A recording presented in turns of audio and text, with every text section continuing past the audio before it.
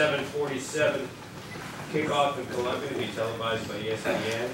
Next week's ACC, the following week's ACC championship game will kick off at 8:03. Also be televised by ESPN. Next week's schedule will be the exact same as what we usually do. No changes. Coach Swinney's press conference at the same time. The only difference will be Sunday.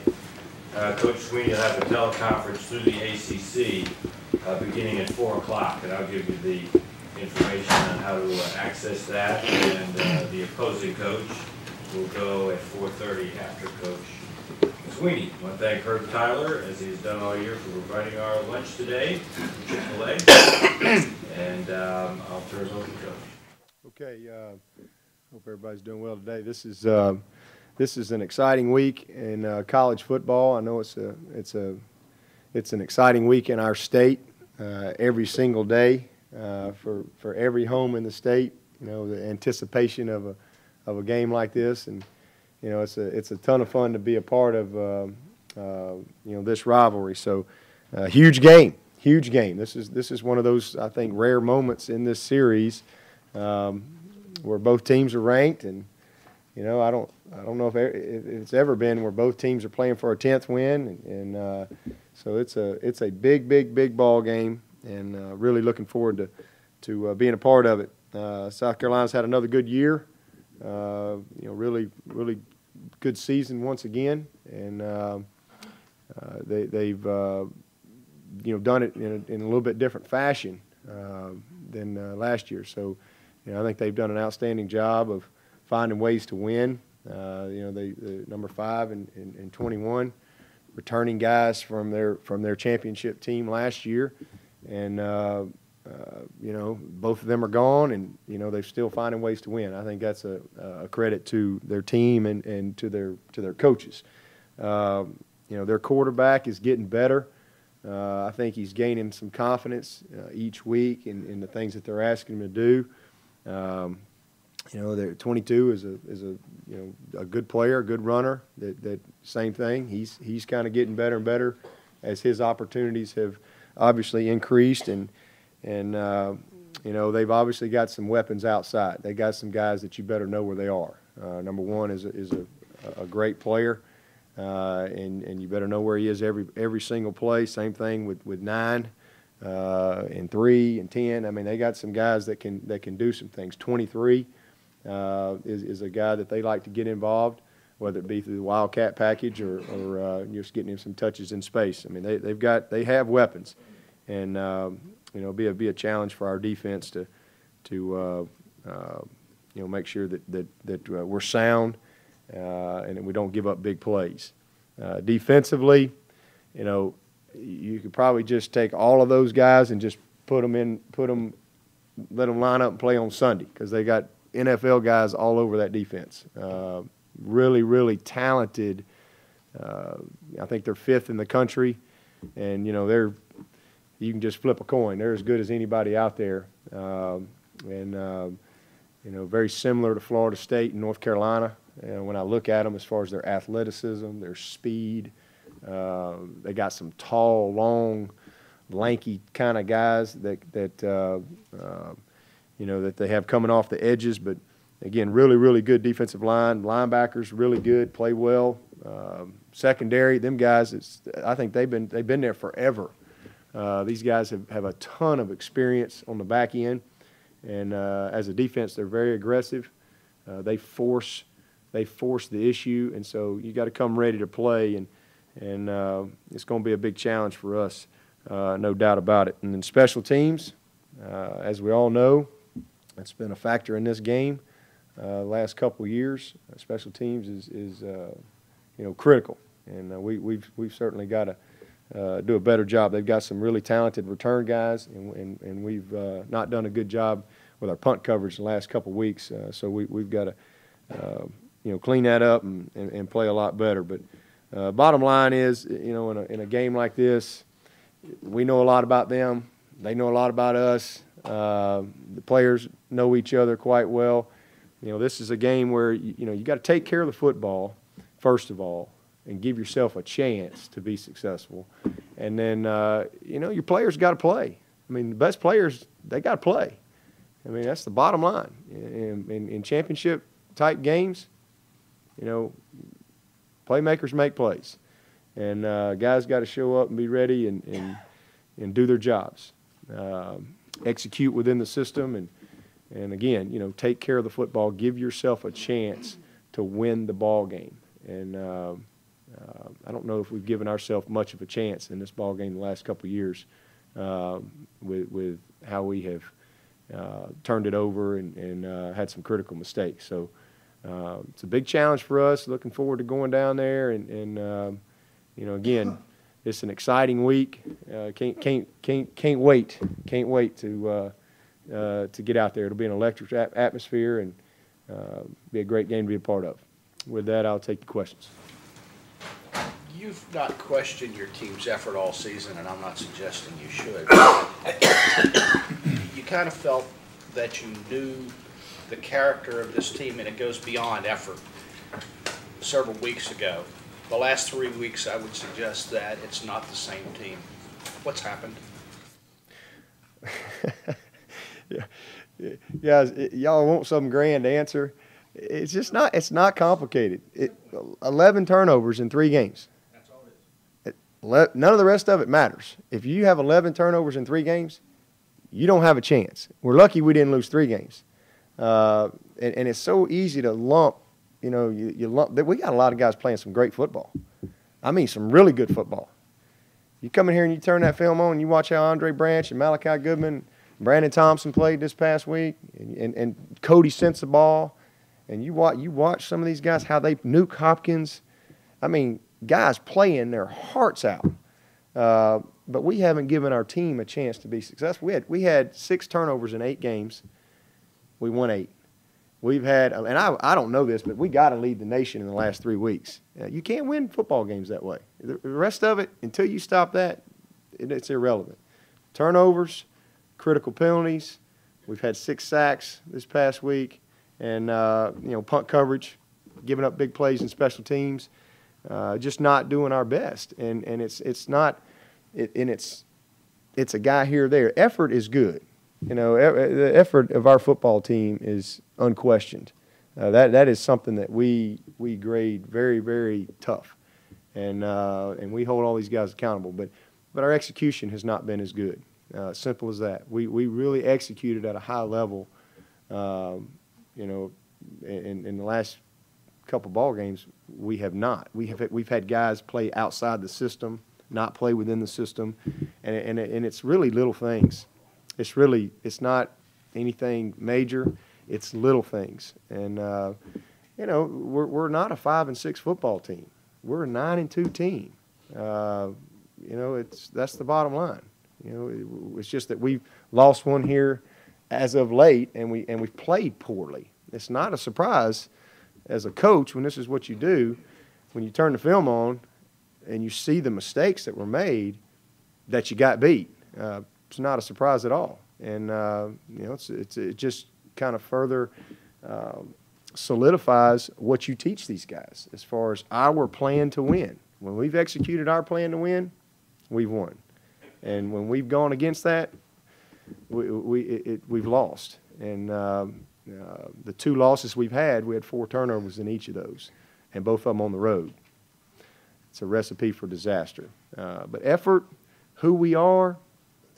We know who we are. We know exactly who we are. We got a great group of young men on this team that winning is incredibly important to, that put a ton of time into preparation and practice and playing through injuries and all those things.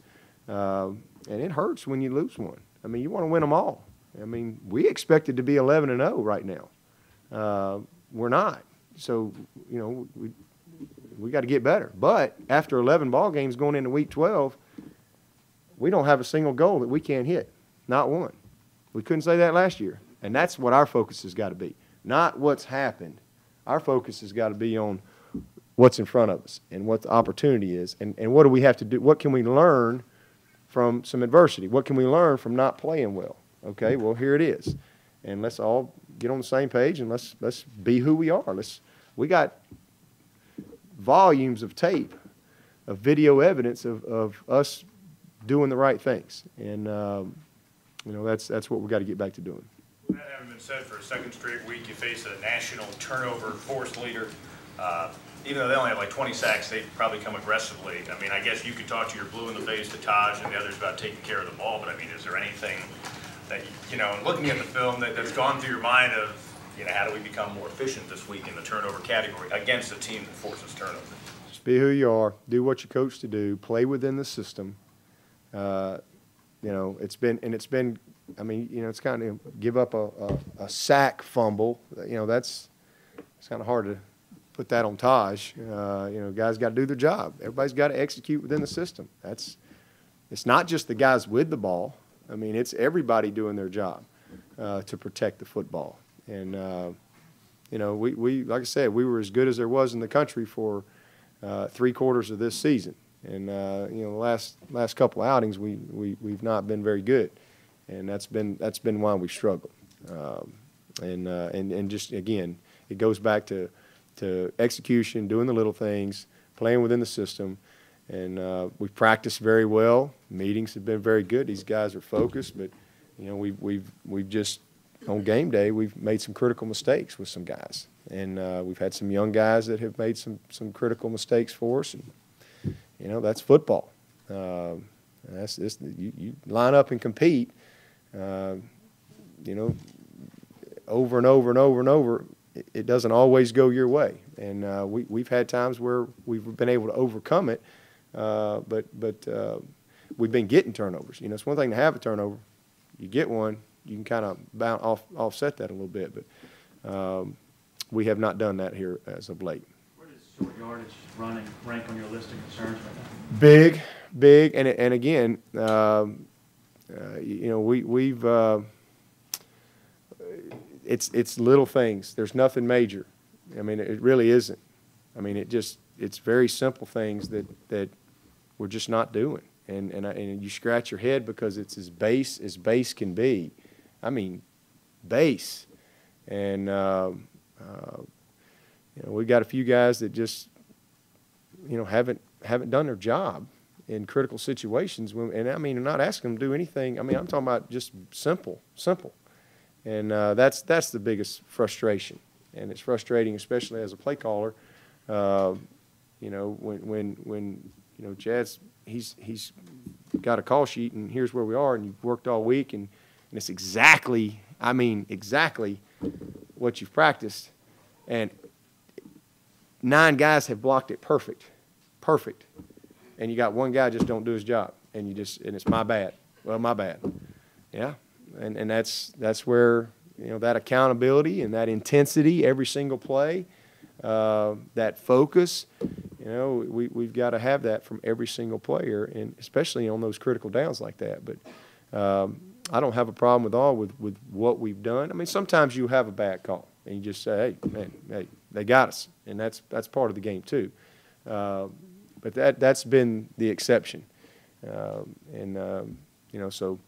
Hopefully we'll get back on track this week. We've been as good a third down team as there is in the country for the most part of the year, and then you go up there last week and you're 2 of 14. I mean, you can't. It's just hard to win that way and turning it over.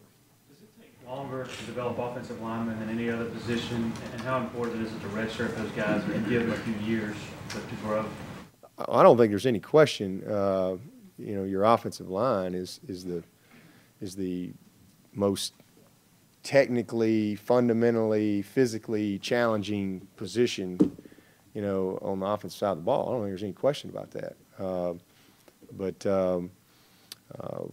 And we've had we've been a little bit of a grab bag. We've had to move some guys around and things like that. But we're played 11 ball games. I mean, it's one thing when you early in the season. It's another thing when you've played 11 ball games and you're seeing exactly what you prepared for. But we don't have any excuses. There's no excuse. We got to play better. It's just that simple. And Robbie Caldwell is an outstanding offensive line coach. Does a tremendous job with those guys. And you know, and again, for the most part, they've done a really good job this year.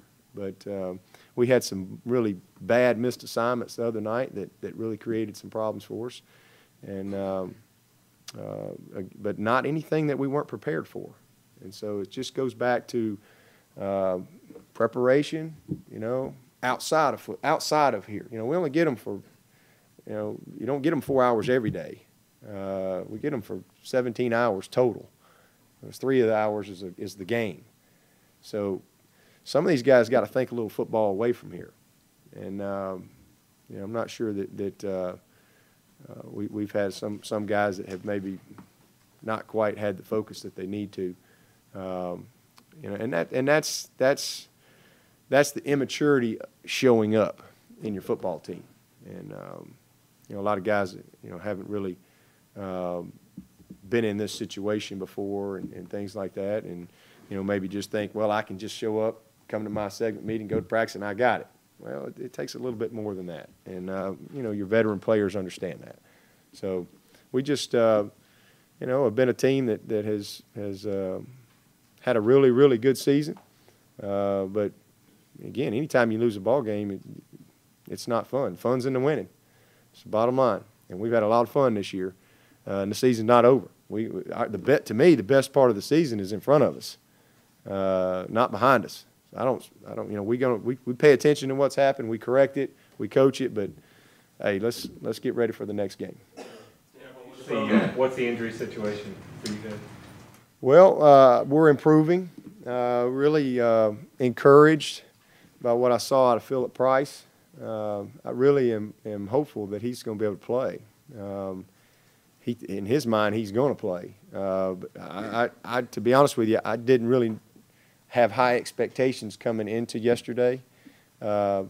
Just you know, because. But he looked pretty good, and we're going to really challenge him today. And if he does well again today, then we're going to go live tomorrow. And so I'm very encouraged about Philip. You know, everybody else should be back. I mean, we got a whole page full of guys with all kind of this and that's and all that, but you know, that's football after 11 ball games at this level. Yeah, we spoke even prior to the season about how you were concerned with team's depth and like Georgia Tasker down here, reserve running backs, reserve linemen at NC State. How much is that depth concern come to fruition? Well, it's been an issue for us, you know, all year really. Twofold. One is we've had to play some guys a whole bunch of snaps, and then just because of the type games that we've had and the schedule, and you know, and then some of those guys, you know, have had to play a little bit more than we'd like them to play. You know, some of the backups. So, but that's just where we are as a team, and you got to play through that. I mean, everybody's got the same issues. We've had some young guys that have performed well at times, but other times they've cost us, and that's unfortunate. But that's just all part of the playing freshmen and playing some young players in some critical situations. But at this point, you know, everybody has depth issues. I mean, everybody's hurt. Everybody's got some key guys out. But I would say we've been pretty fortunate. I think we were pretty blessed all year long, to be honest with you. We were able to keep one of my hopes coming into the season was if we could just kind of keep our core guys healthy for the first 6-7 ball games. I really felt like we could make a run at this thing, and that's how it worked out. You know, we've been able to keep most of our top guys on the field, but it's caught up with us here. You know, the course of the season, these last couple ball games. But again, that's just football. That's part of it. And, you know, some guys have stepped up, and some other guys have you know, not been quite as ready for the challenge. 2009 class, is that? I know a lot of those things are in control, kind of small class. But is this where that catches up with you? Only having like 9 or 10 guys left in that group. Yeah. I mean, you know, we didn't sign a whole bunch of guys that year, and I mean, our roster is what it is. I mean, we're a young football team, very young football team. And next year we're going to be mostly sophomores and below. But we're going to have more guys with some experience, whereas this year we have a bunch of guys with hardly any experience that are depth guys or play in and all that kind of stuff. But, that's just all part of taking over a program, trying to build a program, and all that. But I'd rather have done just what we've done and get the right guys than to get the wrong guys. What's the challenge of going into a game like this when you are playing so many freshmen, so many guys that maybe haven't had the experience of a rivalry game before? Well, I mean, it's a little bit different because, again, this game, you live with it all year. The rest of them, you live with them, but, these guys are resilient and move on. But this game, everywhere you go to the barbershop, you go to the grocery store, you go to a movie, you go home. I mean, this is an important game. And, so it's a little bit different, but it still just comes down to focus. You can't sit around and worry about that kind of stuff. You got to focus on your preparation and doing your job, and not letting those, external factors have anything to do with your performance, just like any other game. So that part of it is the same. But certainly, these guys don't live in a cave. I mean, they understand the importance of the game and want to play well. So, you playing on national TV, and we've had a really good season, and we're trying to achieve our goals, and this is our next goal, and that's what we're focused on. For all that this game motivates you for a lot of different reasons, the fact that you're trying to avoid, losing the third straight. I mean, are the guys talking about that at all? No, we don't spend any time talking about that. That's, again, what's happened last year or 2 years ago or 20 years ago. It doesn't have anything to do with this game. And listen, South Carolina's been a pretty good football team. This has been heck, they've beaten Alabama in the last 2 years. They've beaten Florida twice. They've beaten Tennessee twice, beaten Georgia twice. They've done a really nice job. They won their division. It's not like, they're some 1AA football team. They're a very talented team. They've done a good job down there. So are we. And that's what makes this game great. And, you can throw all that stuff. That stuff means anything at this point. It's about these 4 quarters. And, this is a big game for everybody involved. You mentioned them losing Garcia and Lattimore. What does it say about the job Coach Spurrier's done, that they were able to hold it together, losing your starting quarterback and an All-American caliber running back and still have a shot at 10 wins? As I said earlier, I think they've done a tremendous job. I mean, there's no question. They've done a great job of playing to their strengths and giving themselves a chance to win. And that's what you got to do. You got to try to, give yourself a chance to win on game day, and done a very good job of overcoming some adversities. They've lost 2 games. I'm sure they weren't happy about losing either one of them. But it's about, just getting better, and I think they've done a good job of that. How has your relationship grown with Coach Spurrier over the 3 years that 3 full seasons?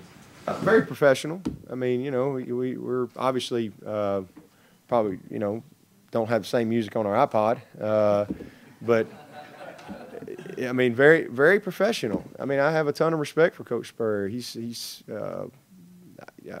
67 years old, and I've watched him my whole life. I've watched Coach Spurrier forever. Played against his teams.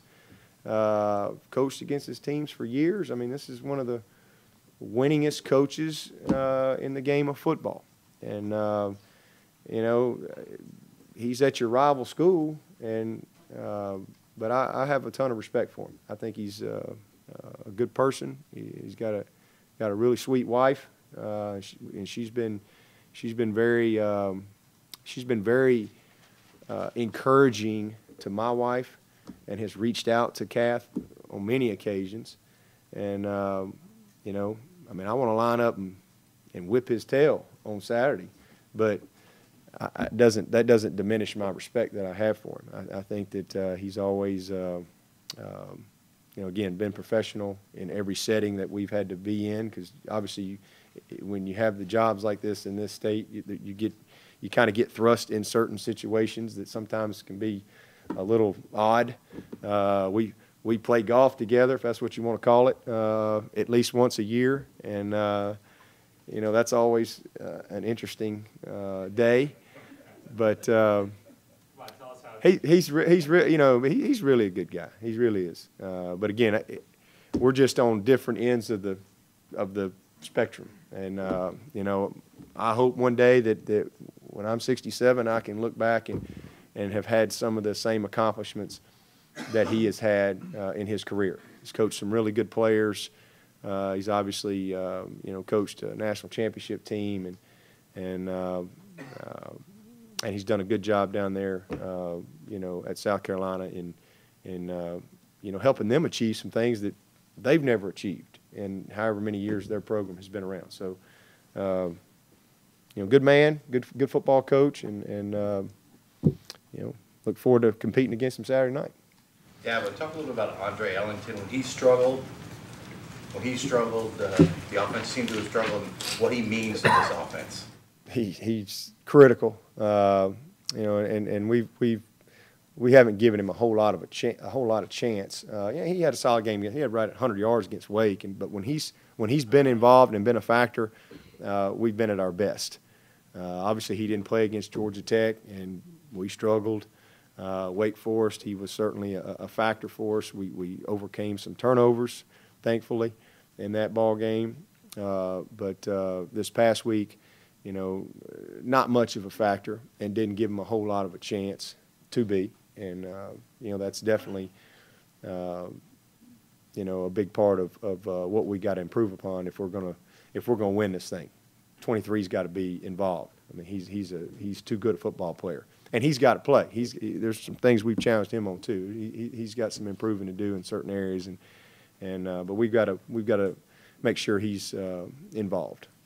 Getting ready for their running game, you know, Wiles in for Lattimore. Those are tough shoes, obviously, for him to fill. He's got some 100-yard games, but also the way they use Shaw. I mean, is that almost as drastic getting ready for the way they run Shaw as opposed to getting used to Wiles and what he does compared to Lattimore?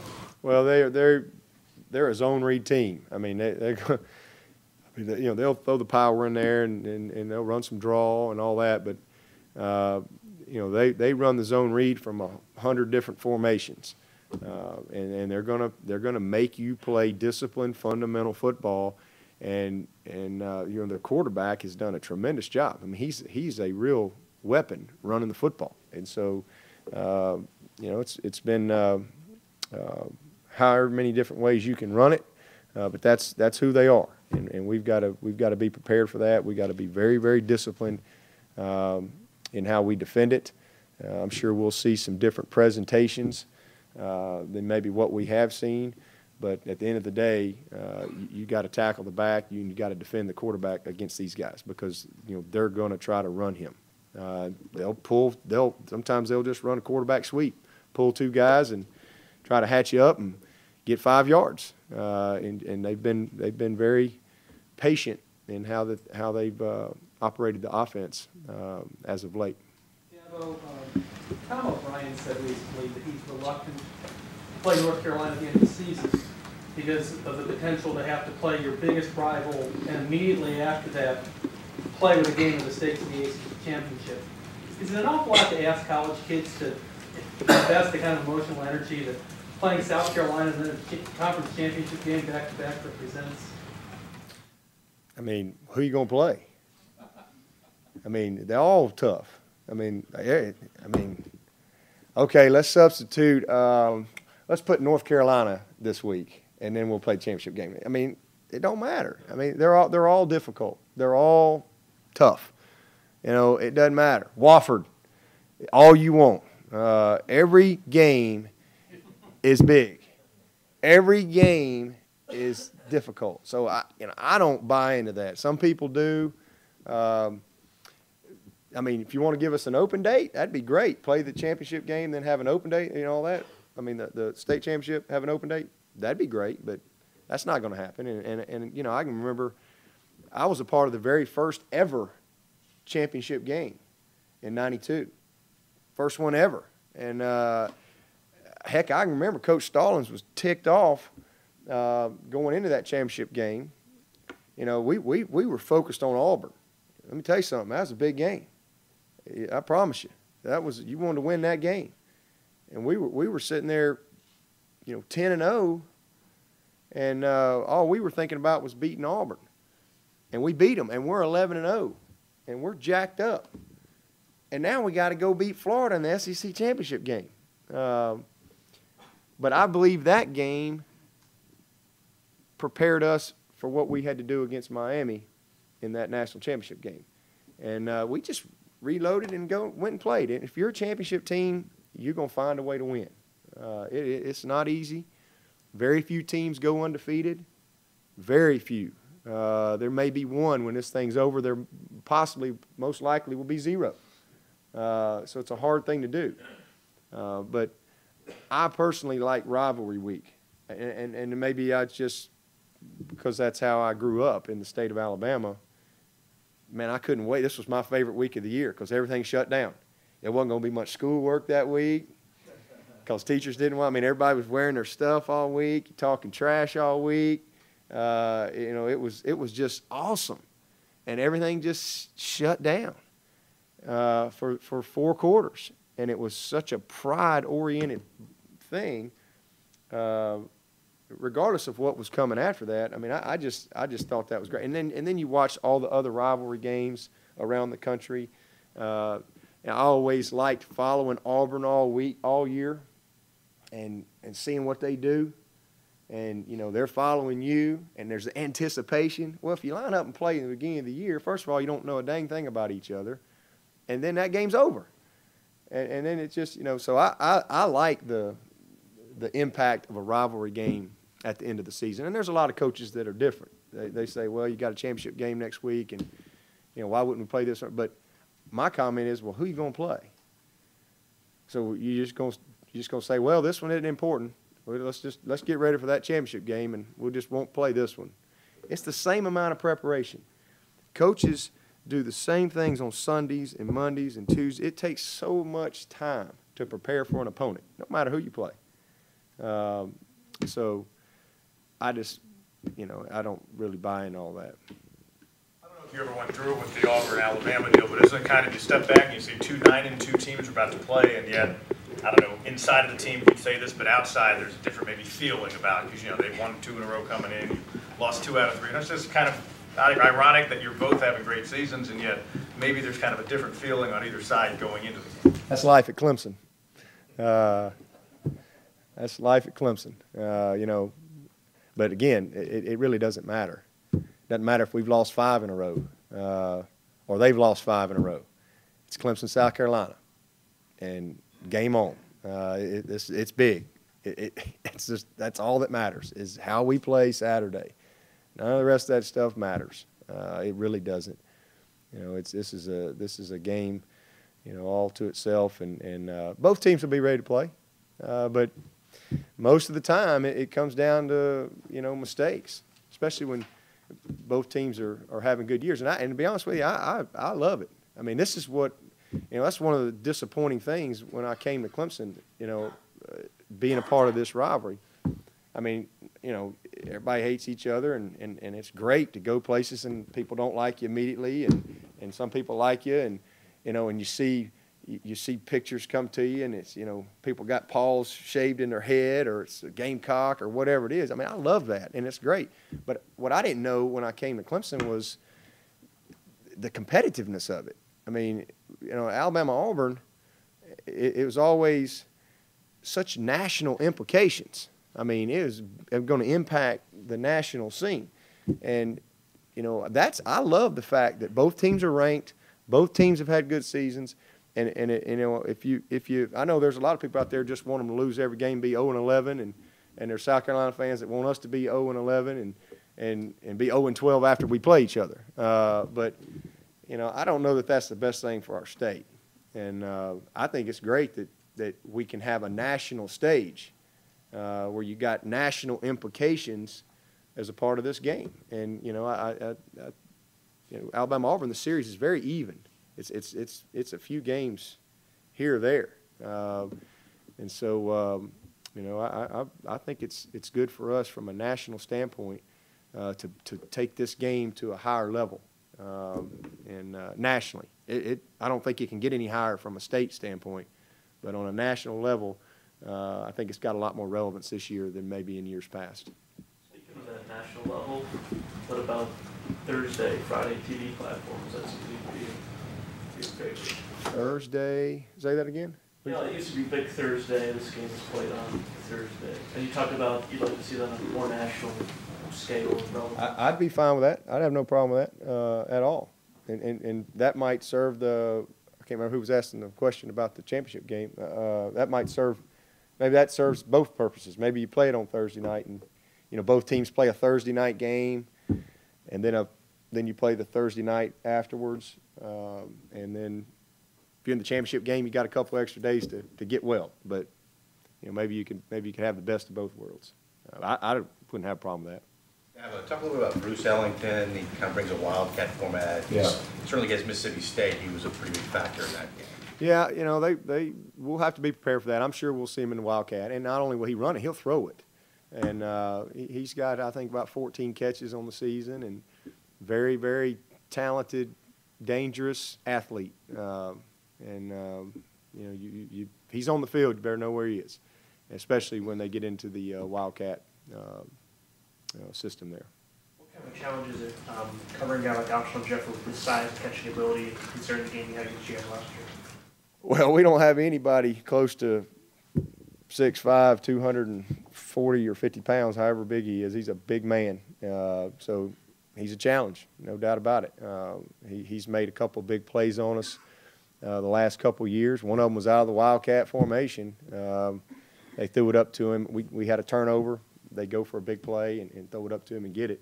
So he's in the same thing last year. Had a little V route, throwback, and it was really, you know, it was really one of the big plays that they had in the ball game. Did a pretty good job on him defensively last year, but he's a challenge. He's a challenge, no doubt. A week or so ago, we were talking about Taj's confidence level being off the charts. Yep. And do you feel that it's taken a hit, that confidence has taken a hit? Yeah, sure, because he hasn't played well, but it's not anything that's not fixable. It's just a matter of him operating within the system. You know, not, you know, all of a sudden you're trying to do too much. Just do your job. Just operate within the system. The system's proven. I mean, the system is proven. That's a fact. And we don't have a system problem. You know, we've just had a little bit of an execution problem, and Taj knows that. He knows that. He certainly has played better than what he's played last couple ball games, but he'll be dialed in and ready to go. I like how he's responded this week. He's a competitor, and there's nobody more frustrated or disappointed in how he played than himself from this past ball game. But it's not just him. I mean, it's everybody. It's all of us, you know, he's gonna have days. I mean, I wish I could tell him that it's gonna be perfect your whole career, and you're never gonna lose a game. You're never gonna throw an interception.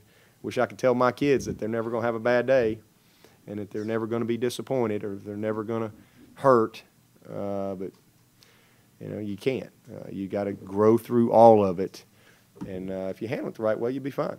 And he's handling it the right way. Aren't these issues, though, that you would have expected to crop up early? Yeah, sure did. But I'm glad they didn't, because we got great film. You know, we got great video saying, hey, look, okay, you see this right here? You see this right here? You are the same guy, aren't you? Nobody's kidnapped you. All right? You're not some alien that's been transported in here or something. So we've got great video. I mean, this guy's rewritten the record books. Come on now, y'all. Let's be honest. Taj Boyd has rewritten the books this year. Just pull out a media guide. He needs one more touchdown to set the school record. First-year starter. I mean, offensively, we rewritten the record books this year. I mean, you got to take the good with the bad. I wish we won by 21 every week, and I wish we played great. Everybody played great every week, but sometimes in the game of football or in competition, you can hit a slump here or there. And you got to go, and when you have those moments, you got to look at it, and you go, okay, what's changed? And you got to go back to the fundamentals and the basic things, and it's great to have such quality film to just look at. And you know, because we're really not doing anything different. It's been basic things, and it's not been anything exotic. It's not anything that we haven't prepared for. It's just a matter of kind of getting out of the system, not playing within it. Listen, I wouldn't trade Taj Boyd for anybody. This sucker is a winner, and he's going to win a bunch of games at Clemson. I mean, he may win. You know, he might win more than any of them when this whole thing is all said and done. So.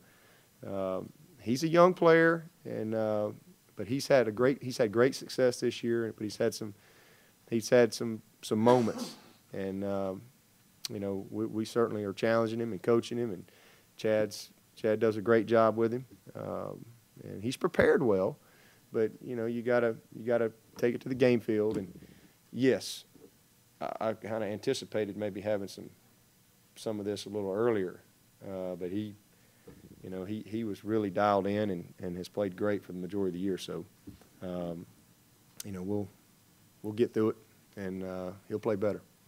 Sammy, going to be full go? Yes.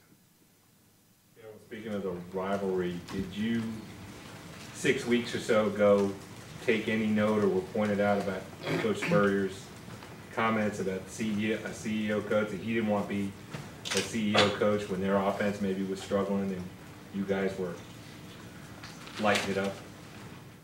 No, I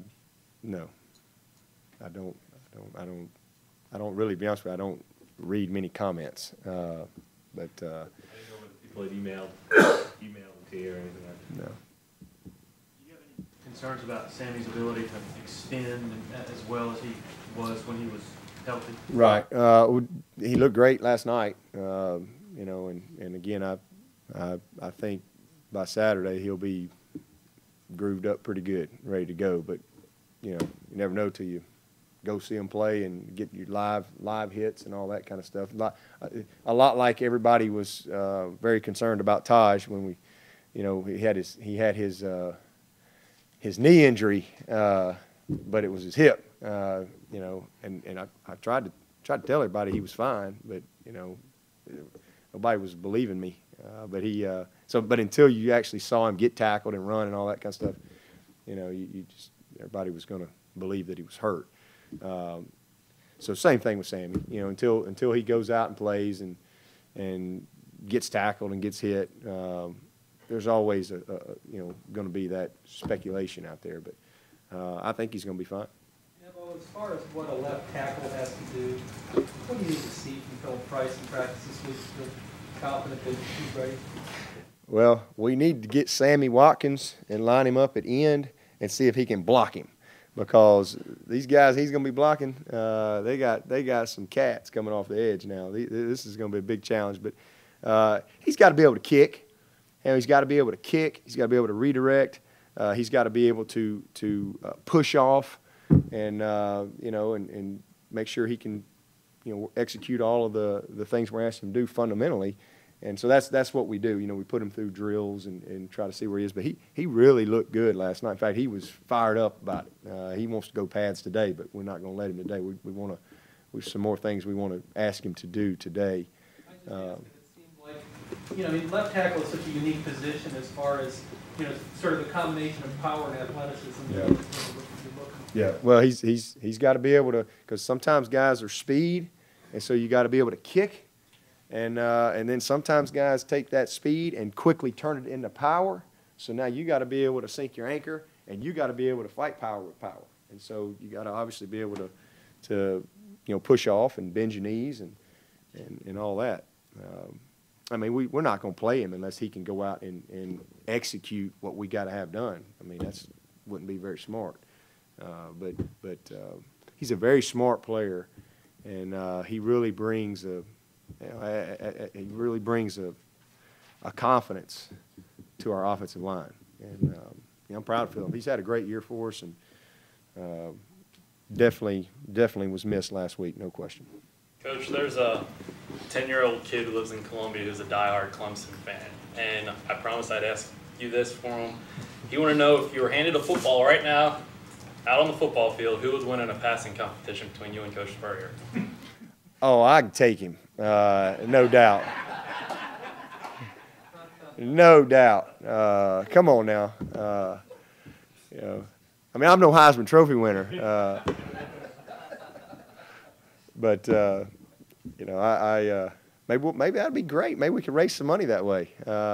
We could both train for like a week and then line it up at 50-yard line and let it rip. I tell you, I'm gonna tell you what though. That's one thing about Coach Spurrier, and he is a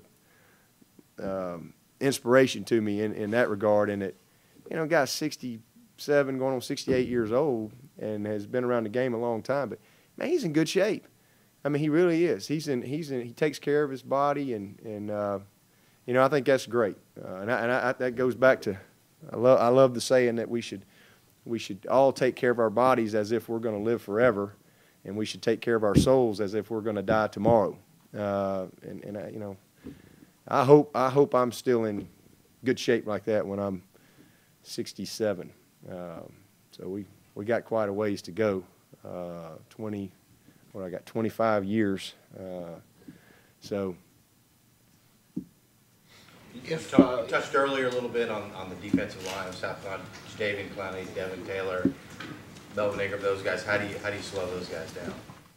Got to do our job. You know, we got to communicate. Starts with that. I mean, you always got to have great communication up front so that you have everybody targeted. You know, we had a few the other night. We didn't even have them targeted. I mean, it was one of them lookouts. Look out! Here he comes. You know, and you know, we're all up there going, look out! So you got to get them targeted. You got to communicate first of all, you know, to give yourself a chance, and then just, you know, execute your technique and fundamentally. This game is not won with schemes. Everybody gets so caught up in schemes, and you got to have good common sense and good plays. But this is about our players playing better than their players. It's as simple as that. So our guys have got to communicate up front, and they have to execute our techniques and fundamentals better than they execute theirs, and win the physical matchup. Is this a game of physicality? Best defensive line you faced so far, do you think? I would say so. Yeah, they're you know, Florida State is really good up front. North Carolina is, man, very, very talented. But this bunch here is as good as any of them. I mean, they're really, really, but they're a complete defense. They're probably the most complete defense, you know, as far as D-line, linebacker, secondary, putting it all together, and a lot of experience, you know, especially on the back end. I mean, like I said, them guys have been playing Whitlock and Holloman and Swearinger and Gilmore. I mean, guys have been playing forever. They have played a bunch of football, so they got a lot of talent, but also experienced talent on the back end. Yeah, but I know you got your share of, you know, top players last February, but when you were sitting next to Jadavion at the basketball game in January, how much did you think, I'm going to reel this sucker into? Well, I don't know if I was thinking that, but you know, we gave it a good run, and he's a great player, and he's a good young man. He really is. I really had an opportunity to really get to know him and his family. And his mom's a great lady, you know. So I mean, he's a good young person, and that is really, really talented at what he does, and not surprised at all to see him having the kind of season that he's had. I mean, he's just going to get better. So you know, but I don't spend a lot of time worrying about the ones we don't get. To be honest with you, I feel bad for Marcus Lattimore. I think he's a good young man too, and really hate that he's not going to be able to play in this ball game. You never want to see, you know, guys get hurt. You know, you don't mind them getting knocked out of a game, you know, here or there, but you don't want to see guys, you know, have to deal with injuries like that. He's another one of those guys that you know, I really liked in the recruiting process, but. talking about goals are still available this year. Last year you weren't. There's some comments made earlier about 2009, you held some scholarships back. Now that you've been here 3 years, you've hired new coaches, you've got players coming in. Where do you see your program going? Is it where you envisioned it? Oh man, yeah. I mean, we have got a tremendous future in front of us. I mean, we really do. And it starts with having great people around you, and we have great people here. And as guys, you know, when you lose a guy, and you will when you having success, and you lose a guy here or there, you know, we have set it up now to where we can attract the best of the best. And so that's a great thing as far as being able, from a program standpoint, to be successful long term, and then also to be able to recruit at the highest level. And we have been able to change everything here from a recruiting standpoint. And last year's class was kind of the start of what I would say, you know, really having, you know, a full year to really do your sophomore, junior evaluation and really get out there and build relationships and get in high schools and all that kind of stuff. And we signed a great class. I mean, I'm telling you, that was a tremendous group that came in here last year. And we're getting ready to sign another great class. And we're already dialed in. We're really more focused on 13 right now than we are 12. That's how recruiting has gotten. So, you know, that's what we got to do. And people, there's a perception out there that Clemson has always recruited these great players. And that's just really the furthest thing from the truth. I mean, I think we've had one top 10 class, and I don't know how many top 10 classes have we had in the last 15 years at Clemson? One or two, maybe one. You know, so what we got to do is put class back to back. And we've signed some great players here and there, but really to build the program, we got to put them back to back so that we can build the kind of depth that we want and be a redshirt sophomore, junior, senior football team. And you know, that's where we're heading. But our future is very bright. You know, again, we've had a really good year this year. I still think the best is in front of us. We have a chance to finish this season with a big time strong finish, and you know, to win our division for second time in 3 years is a great accomplishment. And if we can continually compete for championships, then and hit those goals, then we're going to be able to have a great program here. There's no question about it. I mean, that's why we've set those up. Last year we hit one of those 5, and you look at the year we had. And the first year I think we hit 3 of the 5, and we had a pretty good year.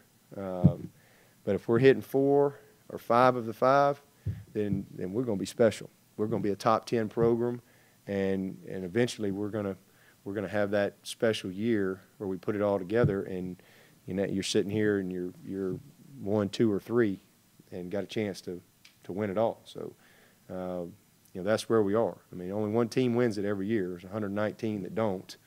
So it's about trying to be the best you can be, you know, any given year, and position yourself. And we're well positioned for the future. It's been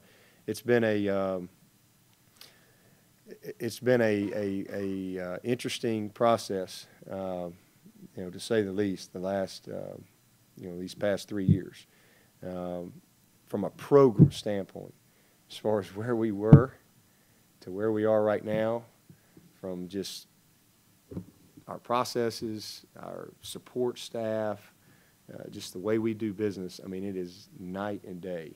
Our facilities, and I really am encouraged about our future and where we're going. How would you assess Dwayne Allen's play the last couple of weeks? I didn't think he played well at NC State at all, but he's played great all year. You know, he's a great player that did not play well, and for us to win, we need our best players to play great, and he's done that. You know, in fact, he just made the what's that award called? That award called?